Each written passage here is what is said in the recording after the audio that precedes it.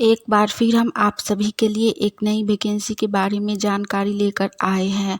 यह वैकेंसी दिल्ली पारा medical staff के लिए निकाली गई है। इस वैकेंसी से जुड़ी apply date, education qualification, age limit, application fee, post details, इन सभी के बारे में हम आपको पूरी जानकारी देंगे। यह वैकेंसी ग्रुप बी और ग्रुप सी के लिए निकाली गई है। तो आप भी इस वैकेंसी के लिए फॉर्म अप्लाई करना चाहते हैं तो हमारे इस वीडियो में लास्ट तक बने रहिए और इस वैकेंसी से जुड़ी पूरी जानकारी को ध्यानपूर्वक सुनिए, जिससे कि फॉर्म अप्लाई करते वक्त आपसे किसी भी प्रकार का कोई भी मिस्टेक या त्रुटि ना हो।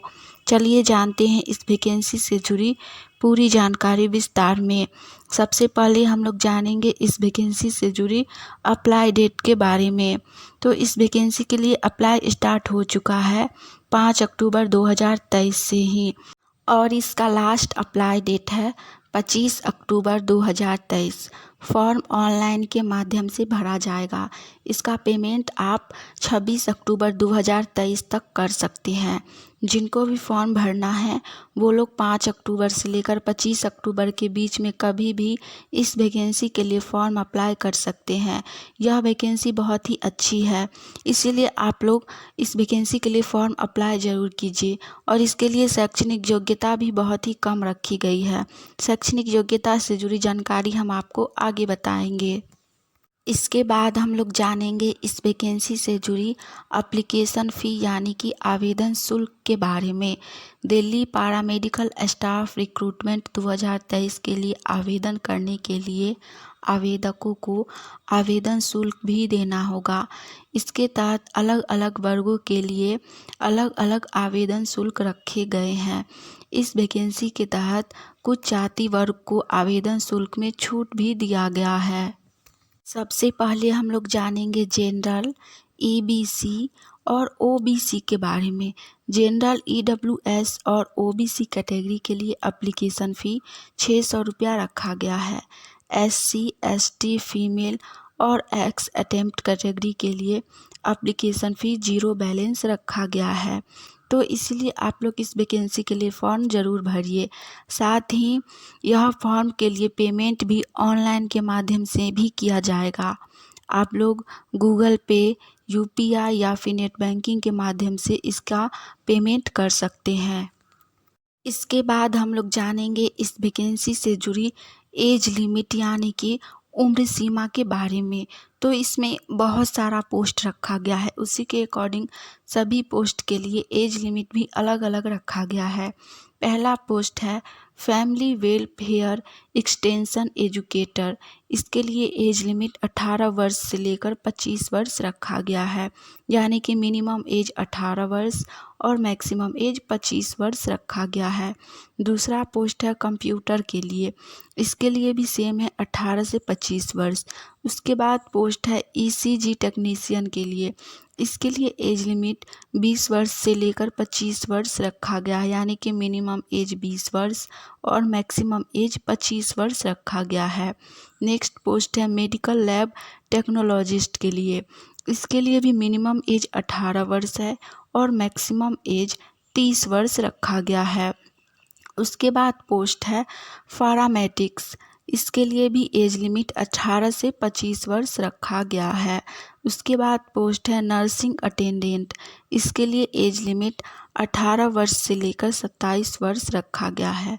इस वैकेंसी में सभी पोस्ट 18 से 25 और साथ में कुछ पोस्ट ऐसे हैं जिसमें 18 से 27 और 18 से 30 वर्ष रखा गया है। 30 वर्ष से अधिक किसी भी पोस्ट के लिए एज लिमिट नहीं है। तो आप लोग फॉर्म ज़रूर भरिए, क्योंकि इसमें एज लिमिट 30 वर्ष तक रखा गया है, जो कि बहुत ही ज़्यादा है। एज लिमिट में इसमें छूट भी दी जा रही है, तो आप लोग फॉर्म ज़रूर अप्लाई कीजिएगा। इसके बाद हम लोग जानेंगे इस वैकेंसी से जुड़ी पोस्ट डिटेल्स के बारे में। तो इस वैकेंसी में टोटल पोस्ट 909 रखा गया है, जिसमें बहुत सारा अलग अलग प्रकार का पोस्ट रखा गया है। पहला पोस्ट है फैमिली वेलफेयर एक्सटेंशन एडुकेटर। इसमें सिर्फ एक पोस्ट है। दूसरा है कंप्यूटर। इसमें भी एक ही पोस्ट है। तीसरा पोस्ट है रेडियोग्राफर। इसमें टोटल 22 पोस्ट है। उसके बाद पोस्ट है एक्सरे असिस्टेंट। इसमें टोटल 18 पोस्ट है। नेक्स्ट पोस्ट है ईसीजी टेक्नीशियन, इसमें टोटल 11 पोस्ट हैं। उसके बाद अगला पोस्ट है मेडिकल लैब टेक्नोलॉजिस्ट, इसमें टोटल 159 पोस्ट है। उसके बाद पोस्ट है जूनियर मेडिकल लैब टेक्नोलॉजिस्ट, इसमें 51 पोस्ट है। नेक्स्ट पोस्ट है फार्मामेटिक्स, इसमें टोटल 13 पोस्ट है। उसके बाद पोस्ट है साइकोथेरेपिस्ट, इसमें टोटल 42 पोस्ट रखा गया है। उसके बाद नेक्स्ट पोस्ट है ऑपरेशन थिएटर अटेंडेंट, इसमें टोटल 20 पोस्ट है। उसके बाद है नर्सिंग अटेंडेंट, इसमें टोटल 218 पोस्ट है। उसके बाद पोस्ट है ऑपरेशन थिएटर असिस्टेंट का, इसमें 274 पोस्ट है। उसके बाद पोस्ट है मेडिकल सोशल वेलफेयर ऑफिसर का, इसमें सिर्फ 1 पोस्ट है। उसके बाद नेक्स्ट पोस्ट है मेडिकल रिकॉर्ड टेक्नीशियन का, इसमें सिर्फ 2 पोस्ट हैं। नेक्स्ट पोस्ट है ऑप्टोमेरिस्ट का, इसमें टोटल 3 पोस्ट है। और इस वैकेंसी का अगला पोस्ट है एक्सरे टेक्नीशियन का, इसमें सिर्फ 9 पोस्ट है। उसके बाद है ऑपरेशन थिएटर टेक्नीशियन का, इसमें टोटल 17 पोस्ट है। नेक्स्ट पोस्ट है टेक्नीशियन का, इसमें सिर्फ 2 पोस्ट है। उसके बाद पोस्ट है सीनियर कार्डिएटिक टेक्नीशियन का, इसमें भी 2 ही पोस्ट है। उसके बाद है जूनियर कार्डिएक टेक्नीशियन का, इसमें 10 पोस्ट है। इसके बाद अगला पोस्ट है टेक्नीशियन ईसीटी, इसमें सिर्फ 1 पोस्ट है। उसके बाद है डेंटल मैकेनिक का, इसमें भी 1 ही पोस्ट है।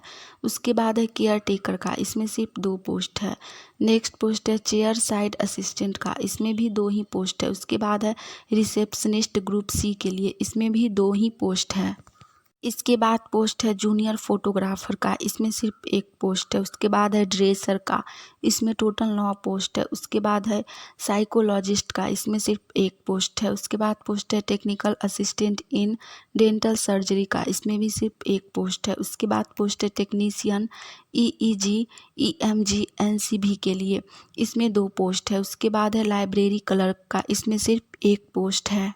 लास्ट पोस्ट है ऑक्यूपेशनल थेरेपिस्ट का, इसमें सिर्फ 2 पोस्ट हैं।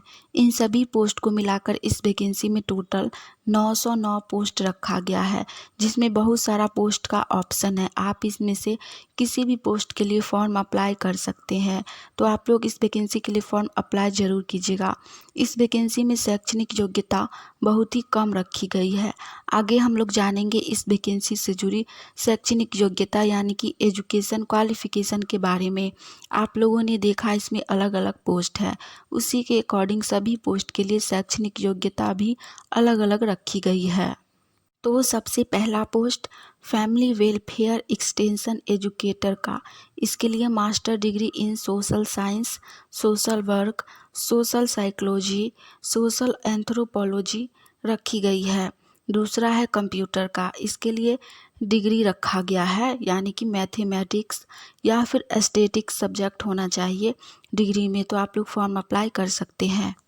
उसके बाद पोस्ट है रेडियोग्राफर का, इसके लिए अगर आप सिर्फ 12th पास हैं साइंस से और आपके पास 2 ईयर का डिप्लोमा है तो आप इस पोस्ट के लिए फॉर्म अप्लाई कर सकते हैं। दूसरा है एक्सरे असिस्टेंट, इसके लिए भी सेम ही रखा गया है 12th pass from science and certificate of 2 year diploma, यानी कि आप लोग 12th पास है और आपका 2 ईयर का डिप्लोमा का है सर्टिफिकेट, तो आप लोग फॉर्म अप्लाई कर सकते हैं। उसके बाद पोस्ट है ईसीजी टेक्नीशियन का, इसके लिए अगर आप मैट्रिकुलेशन पास हैं तो आप इस पोस्ट के लिए फॉर्म अप्लाई कर सकते हैं।